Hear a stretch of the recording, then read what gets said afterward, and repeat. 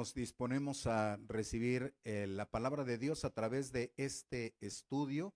Hemos estado haciendo algunos estudios y hemos estado viendo cómo el Señor llama a su iglesia y bueno, también llama a la humanidad, por supuesto, porque es su palabra para todos, pero de una manera especial llama a su iglesia a un verdadero arrepentimiento, porque el Señor quiere estar en una comunión estrecha, cerrada, hermosa, bendita, abundante con su pueblo.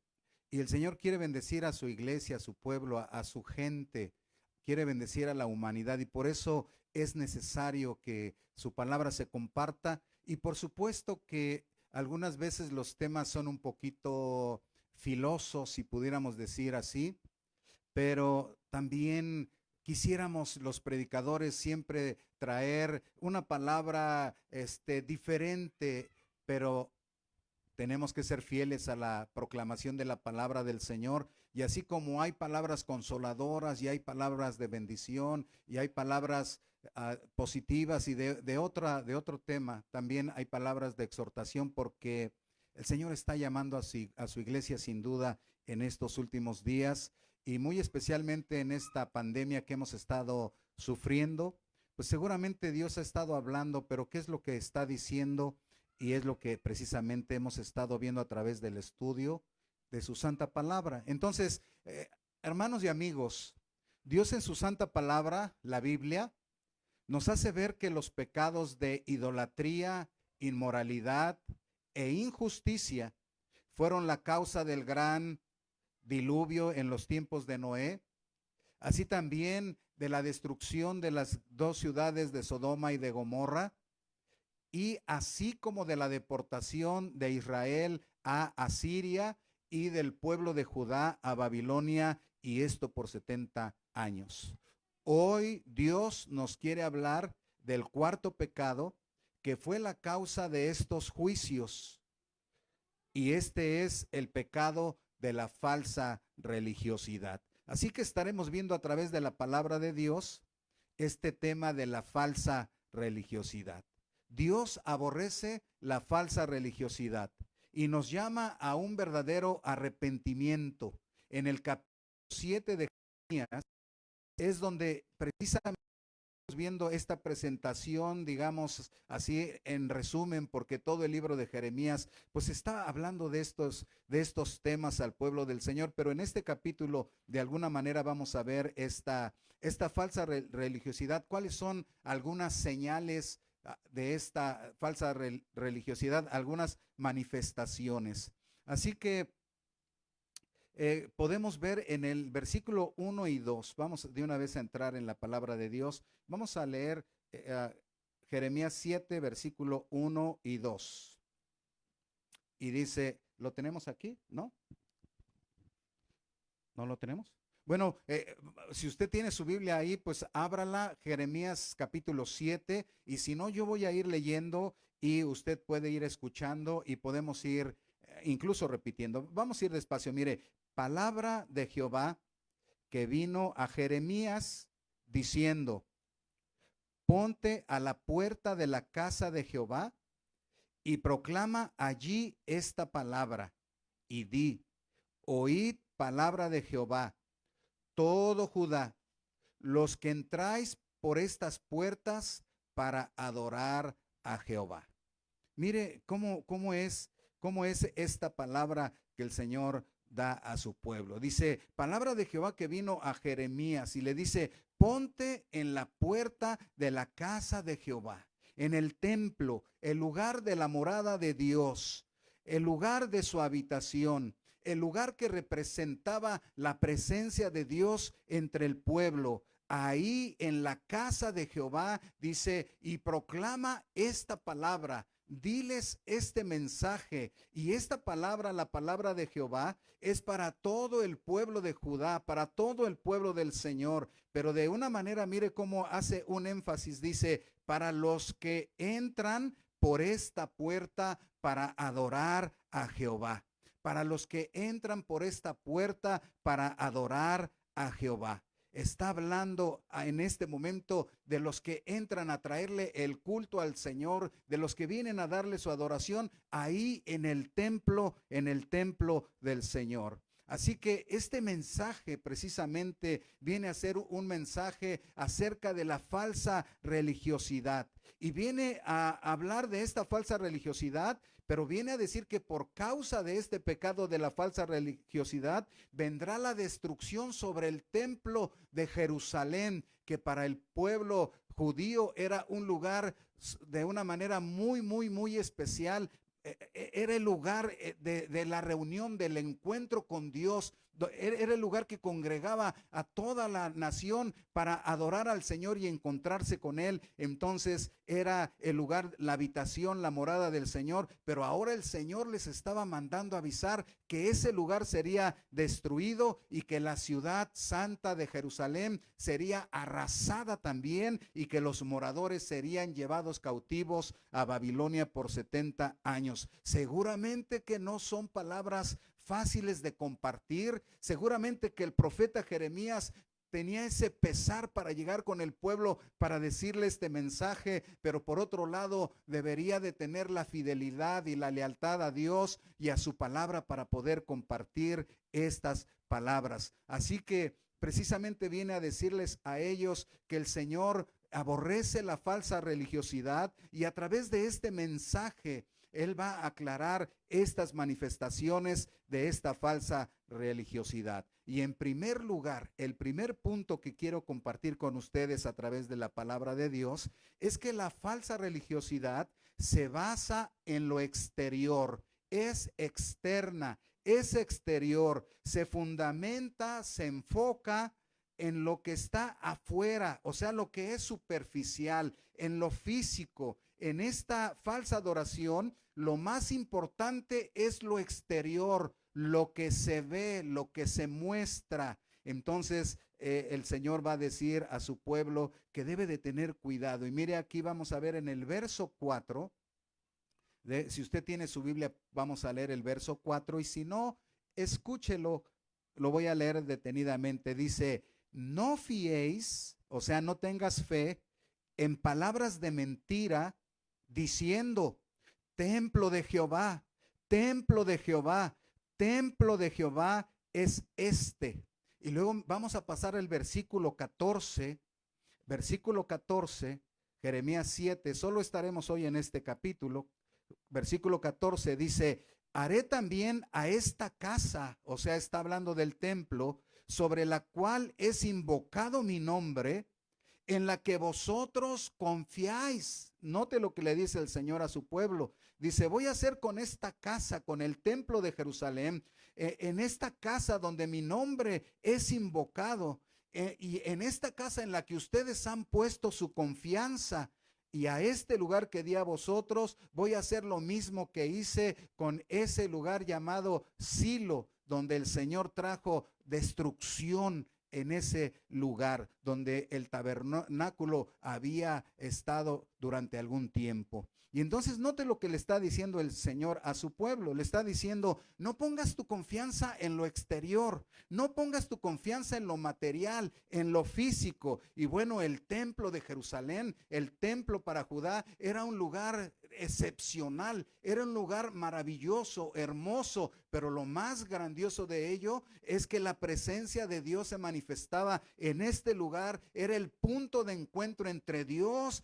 y su gente, pero el pueblo judío había cambiado la esencia de este lugar, porque la importancia de este lugar no era el lugar en sí, sino era la presencia del Señor. Y el pueblo judío había puesto atención en el templo como algo en sí. Entonces el templo físico y material había ganado la confianza y la fe del pueblo. El pueblo tenía su fe, por eso dice, no fíes, no tengas fe en palabras de mentira, porque la gente decía, templo de Jehová, este es el templo, la morada de Jehová, y ellos pensaban que porque el templo estaba ahí, ellos tenían ya seguridad y ellos tenían ya una protección ya ganada, solo porque el templo estaba ahí. Y luego en el versículo 14 que leímos dice, y no pongan su confianza, porque ustedes han puesto su confianza en el lugar, como si el lugar por sí mismo tuviera el poder y tuviera la bendición, o sea, como si fuera algo mágico. Su confianza la habían movido de Jehová y la habían puesto en el templo. Bueno, entonces lo que tenemos que aprender de esto es que debemos tener cuidado cuando nosotros ponemos nuestra atención en las cosas exteriores, en las cosas materiales, en las cosas físicas, incluyendo las personas. Bueno, tenemos que tener cuidado porque el interés y la atención del pueblo judío no era para el Señor, sino para el local, para el templo. Y aquí la pregunta sería, ¿quién es mayor? ¿Quién es mayor, el templo de piedra o el eterno Dios todopoderoso? ¿Quién es mayor? ¿Quién es mayor?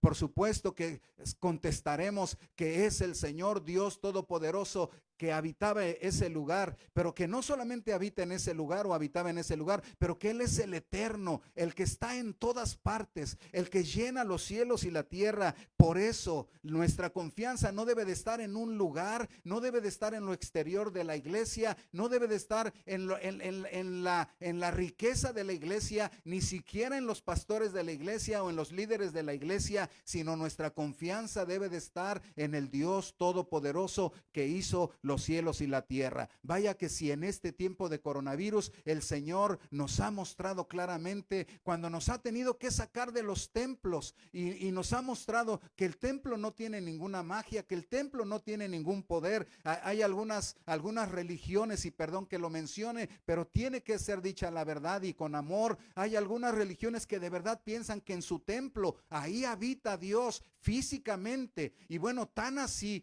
que piensan que ese lugar es sagrado y santo y mágico y que tiene un poder para proteger. Pero hoy por hoy quedó demostrado que los templos, todos los templos quedaron vacíos y todos los templos no tuvieron ningún poder para ofrecer alguna protección, sino que hemos entendido que el poder viene del Señor y la protección es de Jehová de los ejércitos. Él es el guardador y el protector de su gente. Pero bueno, también como iglesia tenemos que entender, porque algunas veces nosotros como iglesia cristiana hemos dado al altar, así se le llama, el altar, el frente, como un lugar santo, como un lugar mágico. La gente no va a recibir bendición a menos que pase por el altar o que venga al frente, al menos que yo, el pastor, le imponga las manos, al menos que ese gran predicador o que ese gran profeta o que ese gran apóstol sea el que esté ahí presente, la bendición va a estar, y si él no está presente no va a estar. O hemos caído igual que lo que hemos juzgado. Hemos sido culpables también de la falsa religiosidad al pensar que algún ser humano tuviera el poder en sí mismo. Cuando los apóstoles hicieron esos grandes milagros y la gente quería adorarlos, dice que ellos rasgaron sus vestidos y les dijeron: no hagan eso, no hagan eso, no hagan eso. Venimos precisamente a decirles que se arrepientan de esa idolatría, de pensar que el ser humano o de pensar que en las cosas hay algún poder, sino que es el Dios vivo, el Dios que hizo los cielos y la tierra, el que tiene el poder para bendecir y para proteger y para cuidar. Así que tenemos que tener cuidado de no darle un lugar mágico en el templo al altar o a las personas como si ellas fueran la razón de nuestras bendiciones. Bueno, el Señor le dice entonces, no es el templo, no es lo exterior. Hay algo más.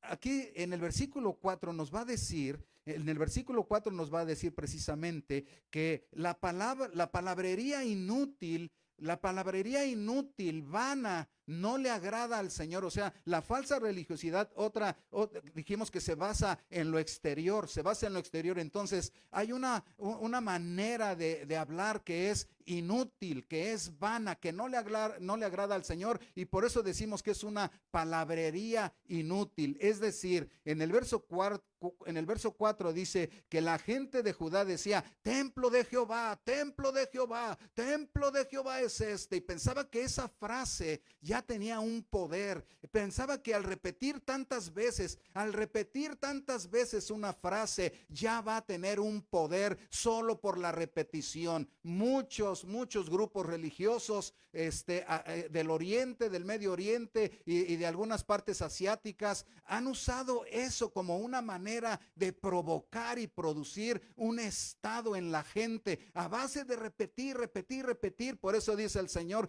que las vanas repeticiones no sirven. La palabrería repetitiva, como si tuviera una magia, no sirve.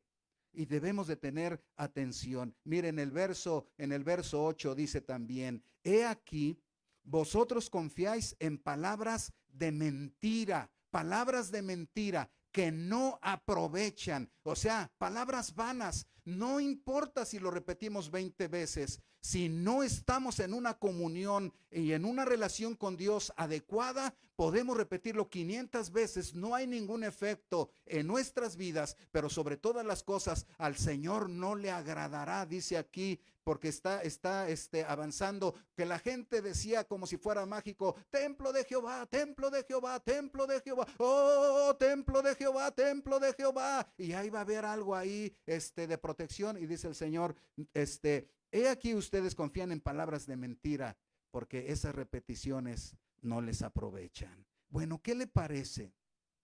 ¿Qué le parece que hoy por hoy se repiten tantas frases bonitas, se repiten tantas frases religiosas? Tenemos en Norteamérica, Centroamérica y Sudamérica, ahora ya tenemos una cultura religiosa. Ya tenemos una cultura religiosa y mucho relacionada con la Escritura, la Biblia. Y por esta razón es que se habla ya mucho. Basta mirar solamente aquí en la internet, basta mirar el muro, basta mirar el Facebook, y cuántos mensajes y cuántas frases bonitas y cuántas palabras hermosas, y se piensa que eso va a hacer una diferencia. Si solamente son palabras de labios, no tienen ningún efecto para con Dios. Entonces debemos de tener mucho cuidado, porque las frases bonitas suenan hermosas, por cierto, y pueden ser hasta bíblicas, pero si no son dichas de un corazón limpio y de una verdadera vida entregada, y si lo hacemos solo porque tratamos de ganar el favor de Dios o porque queremos su protección, o sea, estamos buscando una ganancia, no solo darle la gloria que Él se merece con o sin alguna bendición para nosotros, no solo por el reconocimiento de lo que Dios es, sino que lo hacemos incluso buscando una ganancia, como si estamos pagando a más repeticiones, a más frases, a más alabanzas. Entonces Dios va a hacer sus maravillas. Entonces estamos equivocados, porque la alabanza y la gloria al Señor no es una moneda que compra el favor de Dios. Más bien diríamos que la alabanza es la respuesta a los milagros y a los favores de Dios, para darle las gracias, para darles la gloria al Señor, pero no es para comprar sus favores de ninguna manera. Así que necesitamos tener atención. Puede haber muchas palabras, pero pocas vidas cambiadas. Necesitamos vidas que respalden esas palabras que decimos. Es lo que el Señor quiere, para que el Señor no nos venga a decir: este pueblo de labios me honra, pero si su corazón está lejos de mí. ¿Se da cuenta lo que dice el Señor? Creo que esas palabras del Señor son muy claras para hacernos entender cómo la falsa religiosidad con una palabrería inútil no le hace ningún efecto a Dios, porque el Señor conoce nuestras vidas y nuestros corazones. Recuerdo hace años, muchos años antes, cuando estábamos iniciando aquí esta obra aquí en El Paso, Texas. Recuerdo que una familia que fue ganada para el Señor por medio del Evangelio, el Señor la ganó, el Evangelio fue quien hizo esa obra por el medio del Espíritu Santo. Esa familia llegó a la iglesia entonces y empezó su crecimiento en Cristo. ¿Y sabe qué me llamó mucho la atención? que un día viene el marido y me dice, pastor, ¿puedo hablar con usted? Le digo, claro que sí, hermano, pásele. Lo acomodé en un lugar, nos sentamos a platicar y dice, pues con mucha pena quiero decirle una cosa, es que de verdad ya estoy cansado. Dice, pues es que quisiera ver si usted puede hablar con mi esposa. Le digo, ¿y qué? ¿Hay algún problema entre ustedes como esposas? Dice, no, no, no. ¿Hay algún problema en lo económico? No, no, no. ¿Hay algún problema con los hijos? No, no, no. Entonces, ¿qué está pasando? Dice, no, no, no, todo está bien. Lo que no está bien es lo siguiente. Pudiera decirle a mi esposa que no esté todo el día con la Biblia y todo el día cantando y no limpia la casa y no prepara la comida y no prepara a los hijos para la escuela y la casa es un desorden y bueno, yo no puedo ir a trabajar en paz porque mis hijos están siendo descuidados. Dice, pero ella dice que como todo el día está con el Señor, no puede cumplir con sus necesidades dentro de la familia. Claro que puedo hablar con ella, le dije. Entonces tomamos otro tiempo para hablar con la hermana y explicarle que una relación sana con Dios es una relación sana con la familia, que una vida entregada a Dios es una vida que responde al marido en una manera adecuada, que no se necesita, que es más, Dios no lo quiere de esa manera. Dios no le va a decir a una persona, entrégate de tal manera que falles en tus responsabilidades con tu pareja, sea el hombre o la mujer, o que falles en tus responsabilidades como hijo, porque estás entregado a Dios. No vas a cumplir en tu hogar con tus responsabilidades, o en tu relación con tus padres, o en la escuela, porque estás tan entregado a Dios, no vas a ir a la escuela. No, no, no, eso no funciona así. Entonces pusimos las cosas en orden y precisamente le hice comprender a la hermana con la palabra del Señor que su vida tenía que respaldar eso que ella dice. Muchas frases hermosas de Dios, que Dios es lo más grande, que Dios es lo más importante, que Dios ha cambiado mi vida, que nueva criatura soy, que hay poder en el Señor. Pues entonces, si ha cambiado su vida, entonces se tiene que notar en el hogar, en el trato con su esposo, respetuoso, amoroso, cuidando de él, como seguramente el hombre también se le tiene que decir que lo tiene que hacer. No estoy hablando solo de la mujer, solo por el ejemplo que le puse hace un momento, pero aplica a todos los miembros de la familia y en todas las áreas de nuestra vida. Así que nuestras vidas tienen que respaldar nuestras palabras. Oh, iglesia del Señor, no nos hagamos periquitos que solamente están cantando sin entender lo que dicen, sino alabemos al Señor con inteligencia y que nuestra vida sea la alabanza más grande que le demos al Señor, para que no sean los labios, sino la manera como vivimos, la práctica de la obediencia y la palabra del Señor en nuestras vidas. Esa sea la alabanza más grande que le rindamos al Señor. Entonces nuestra predicación va a tener un mensaje mucho más poderoso. Bueno, déjeme decirle que también el Señor habla de las ceremonias externas o exteriores. Cuando en la iglesia tenemos algunas ceremonias, puede ser un bautizo, puede ser la Santa Cena, puede ser un casamiento, puede ser lo que sea. Aquí el Señor le dice a su pueblo, el pueblo de Judá, le ofrecía al Señor, mire, versículo 21 y 22 para que avancemos, porque si no el tiempo me gana. Así ha dicho Jehová de los ejércitos, Dios de Israel: añadid vuestros holocaustos sobre vuestros sacrificios y comed la carne, porque no hablé yo con vuestros padres, ni nada les mandé acerca de holocaustos y de víctimas el día que los saqué de la tierra de Egipto. Bueno, lo que le está diciendo al Señor es que si su vida no está en acuerdo a la palabra de Dios, sus sacrificios y sus holocaustos, sus ofrendas, de nada sirven. Es que a veces nos volvemos muy religiosos y pensamos que cumplimos y porque cumplimos perfectamente, entonces ya nuestra vida no tenemos que tener cuidado con ella, que podemos hacer y vivir como queramos, al fin que estamos cumpliendo. El pueblo de Israel era un pueblo muy religioso, era un pueblo que cumplía al pie de la letra algunas de las cosas que se le habían establecido para el culto, pero el error es que pensaba que era lo exterior lo que contaba, no era el sacrificio en sí. era lo que representaba al Cordero de Dios que quita el pecado del mundo. Era la fe que tenían que poner en ese Cristo que habría de venir. Era la entrega que hacían de sus vidas en el sacrificio y la confianza total en Dios.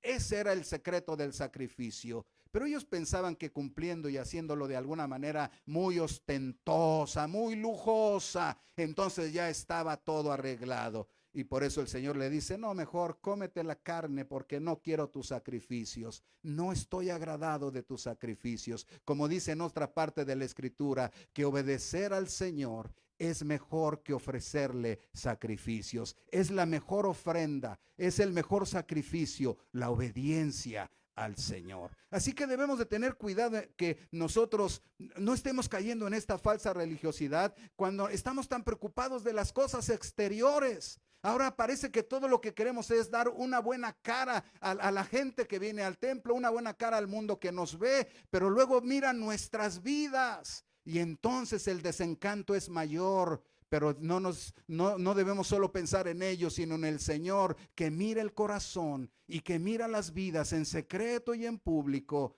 en todo momento. Por eso debemos de tener mucho cuidado. Bueno, permítame compartirle para avanzar que en la falsa religiosidad hay una aceptación del pecado. Eso es parte de la falsa religiosidad. Se acepta el pecado. Se acepta el pecado. Quiere decir, mire aquí en el verso 9, para que la Biblia nos hable, verso 9 y luego el 18, dice, verso 9, permítame tantito, es que se me cambió la hoja. Verso 9 dice, hurtando, robando, matando, adulterando, jurando en falso, e incensando a Baal y andando tras dioses extraños que no conocisteis. Le está diciendo al pueblo, si tú vienes al templo a adorar, pero además de vienes al templo a adorar, pero en tu vida dice, sigues robando, sigues matando, sigues adulterando, sigues jurando en falso, sigues también incensando a Baal y a otros dioses que son extraños. O sea, había una tolerancia al pecado, había una aceptación.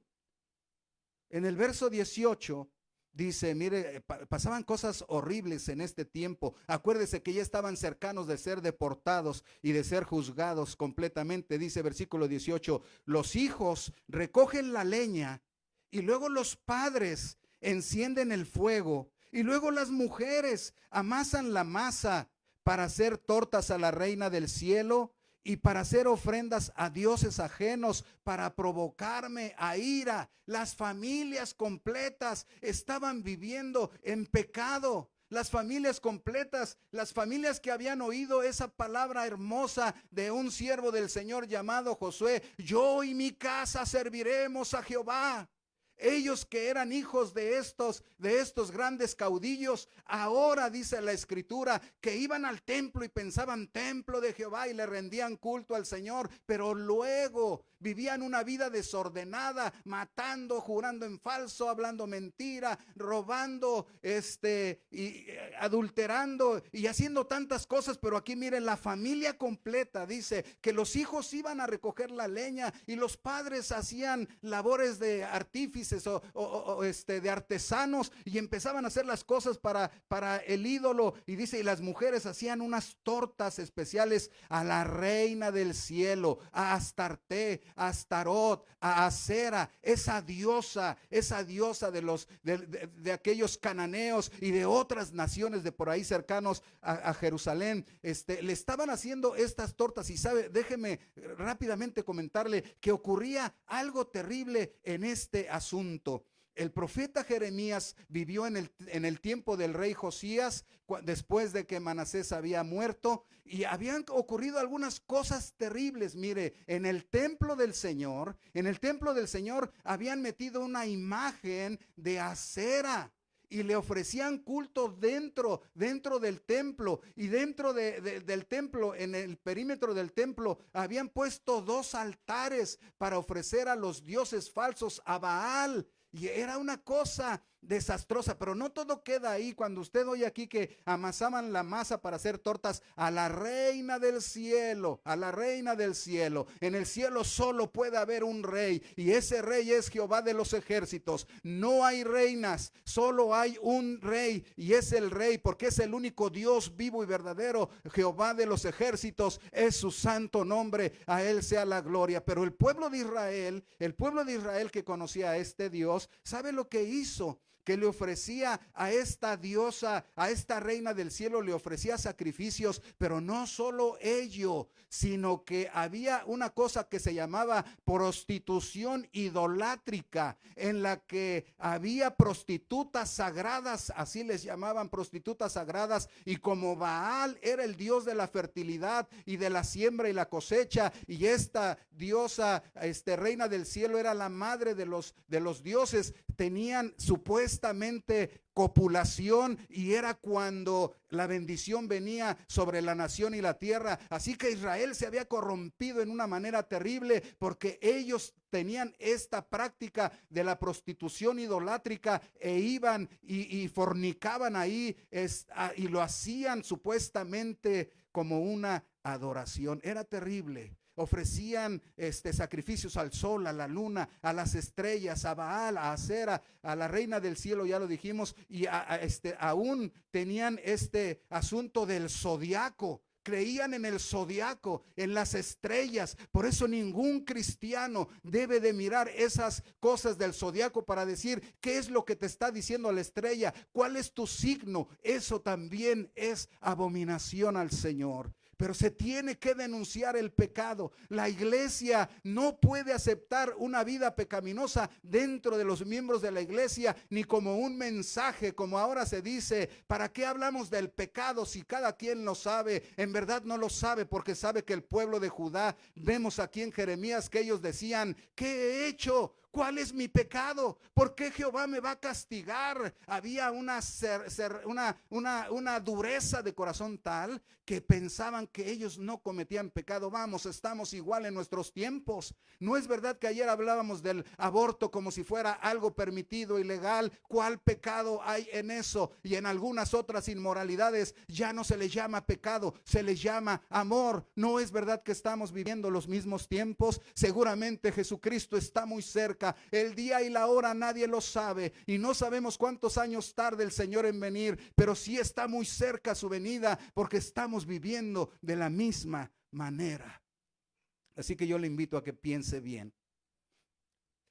Habíamos hablado ya de la inmoralidad, habíamos hablado de la injusticia, lastimar a los extranjeros, lastimar a los huérfanos, lastimar a las viudas. Habíamos hablado del aborto, que ya lo vimos en la escritura, así que lo voy a pasar así como un recordatorio solamente, pero ya lo vimos en la escritura. Pero había algo más, hermanos, que en esta aceptación del pecado. Pero ve, lo que quisiera decir es que la iglesia que es la primera que ha recibido la gracia y el favor de Dios, o sea, somos los primeros pecadores, pero hemos recibido el favor y la gracia de Dios que nos ha perdonado y nos ha salvado. Y ahora nuestra tarea es compartir este mensaje de perdón al pecador y tenemos que decirle de qué se tiene que arrepentir y tenemos que decirle cuáles son sus pecados. Tenemos que denunciar el pecado para que la gente voltee a Dios en arrepentimiento, para luego darle las buenas noticias que el Señor es amplio en perdonar y que Él quiere limpiar y lavar y hacer nuevas las vidas y los corazones, porque Dios ama en una manera hermosísima. Pero había otro pecado y después voy a pasar al último punto ya. Había otro pecado que se llama el sincretismo. El sincretismo religioso. La palabra sincretismo quiere decir mezcla y unión de ideas y pensamientos que son contrarios. O sea, aquí se piensa que no, aquí se piensa que sí, pero luego viene un sincretismo y se dice, bueno, lo aceptamos y como que llegamos a un término de tolerancia y lo aceptamos. Bueno, por supuesto que hay cosas que valiera la pena llegar a un sincretismo, pero no en el asunto del Señor, de su palabra, de su culto y de su fe.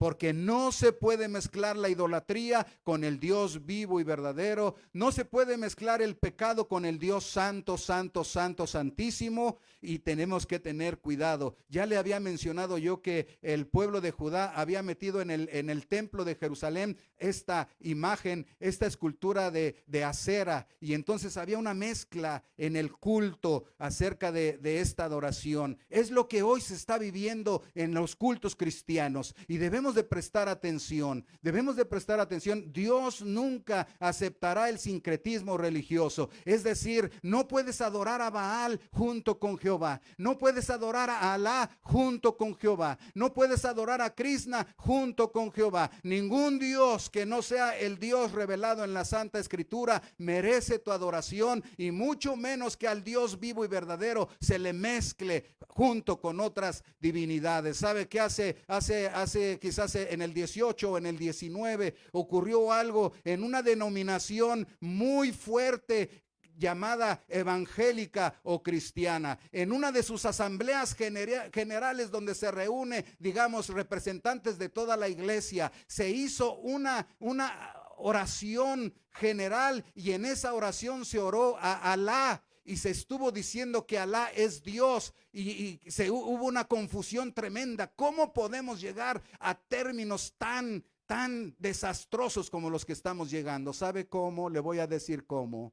Cuando dejamos la palabra de Dios, la Biblia, a un lado, y dejamos que las filosofías y los pensamientos humanos empiecen a tomar control, y dejamos que los sentimientos y las emociones, porque no queremos ofender, porque amamos a esta persona, no queremos decirle que su manera de vivir es pecaminosa. ¿Y sabe qué estamos haciendo con ello? Estamos enviando a millones y millones de personas al infierno, pero estamos quitando a Dios del trono de su iglesia. Bueno, por cierto, no ocurre así, aunque parece, porque su verdadera iglesia siempre habrá un remanente santo que guardará la palabra de Dios en fidelidad, y que guardará la honra y la gloria del Señor por sobre todas las cosas, aun cuando haya persecución, aun cuando haya crítica. Pero el que tiene oídos, oiga lo que el Espíritu dice a la iglesia. Permítame terminar ya con este punto. Precisamente en el verso 13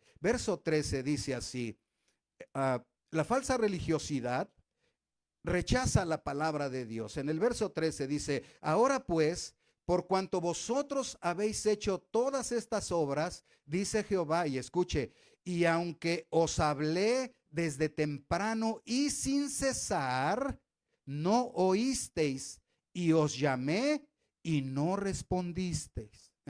Dios le habló desde temprano a su pueblo y le dijo: no puedes vivir en esa falsa religiosidad solo en lo exterior, no puedes estar solamente de labios adorando, no puedes ofrecer sacrificios sin obediencia y entrega, no puedes permitir que el pecado sea parte de la vida como algo natural, porque yo soy santo, dice el Señor, y dice: yo te hablé desde temprano, hice conocer mi voluntad, pero tú no quisiste oír, te llamé y tú no respondiste. Eso es parte de la falsa religiosidad, que Dios nos habla y nos habla, y entendemos en el momento que Dios nos está hablando, pero cuando viene la práctica a nuestra vida, nos negamos y no queremos hacer caso, y algunas veces hasta somos capaces de decir: bueno, yo no pienso así. Por ejemplo, esta abominación del homosexualismo y del lesbianismo. El Señor dice en su palabra que es una abominación cualquiera que de esta manera. Sabe que ahora iglesias y pastores dicen: bueno, yo no pienso así. Si no piensas como el Señor piensa, entonces no eres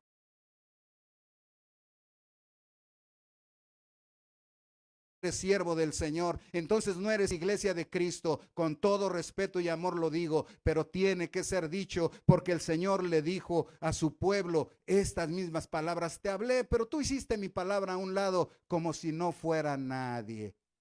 ¿O es que no creemos que de verdad Jehová es Dios y que la Biblia es su santa palabra?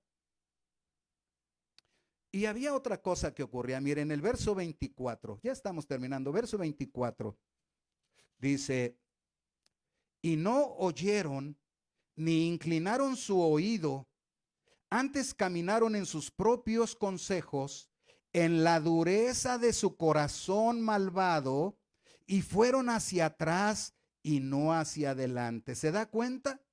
Cuando se rechaza la palabra de Dios, entonces vamos hacia atrás en vez de ir hacia adelante. Es lo que está pasando con la iglesia de Cristo en esta hora. Ya habíamos salido de algunas inmundicias y ahora estamos regresando porque hacemos la palabra de Dios a un lado. Antes vivíamos en la mentira y en el error, pero venimos a la luz y a la verdad que es Cristo Jesús y recibimos su palabra, y ahora estamos yendo hacia atrás, despreciando su palabra, la Biblia, porque decimos: yo no pienso de la misma manera. Son quizás mensajes ya muy antiguos. Si no es la palabra de Dios que vive y permanece para siempre, entonces no la sigas, pero no digas que eres del Señor si acaso no vas a guardar y a obedecer su palabra y a proclamarla. Porque aquí dice: no inclinaron su oído, antes caminaron en sus propios consejos, su manera de vivir. A mí me parece, yo pienso, yo quiero hacer así. O sea, había un orgullo tremendo. Yo hago lo que yo quiero, yo creo lo que yo quiero, yo acepto lo que me conviene. Así no se puede seguir al Señor. Por eso el Señor le está diciendo a su pueblo que por la dureza de su corazón malvado, la dureza de su corazón malvado, no dejaron que la palabra del Señor encontrara ahí un lugar hermoso para que fuera plantada y llevara fruto a 30, 60 y a 100 por uno, sino que un corazón endurecido rechaza la palabra del Señor. Iglesia de Cristo, hermano y hermana, amigo y amiga, no rechaces la palabra del Señor, recíbela en tu corazón y vamos a luchar y vamos a rogarle al Señor que queremos ponerla por obra. Mira el versículo 28, es terrible lo que el Señor le manda decir a Jeremías para que le diga a su pueblo. Es terrible, él no quería y él lloraba. Y él lloraba, pero tenía que cumplir con la palabra del Señor. Mire el versículo 28, le dice el Señor a Jeremías: les dirás al pueblo de Judá, les dirás a la iglesia de Cristo: esta es la nación que no escuchó la voz de Jehová su Dios, ni admitió corrección, pereció la verdad, y de la boca de ellos fue cortada. Qué palabras tan terribles y tan duras. Pero ¿cómo puede llamarle al pueblo de Dios la nación que no escuchó la voz de Jehová su Dios? Porque no quisieron oír. Dice: la nación que no admitió ser corregida. La Biblia es la palabra de Dios inspirada por Dios y es útil para corregir, pero si no la recibes, no vas a recibir corrección. Es útil para instruir, es útil para guiarnos, es útil para decirnos la verdad y para que la abracemos y andemos en ella, porque a fin de cuentas la palabra viva, que es la verdad, es el Hijo de Dios encarnado, Jesucristo, el Eterno, y Él nos ha dejado su palabra escrita. Y cuando negamos la palabra y no queremos obedecerla, entonces le estamos diciendo a Jesucristo: no te quiero, no te quiero, no quiero hacer lo que tú me pides.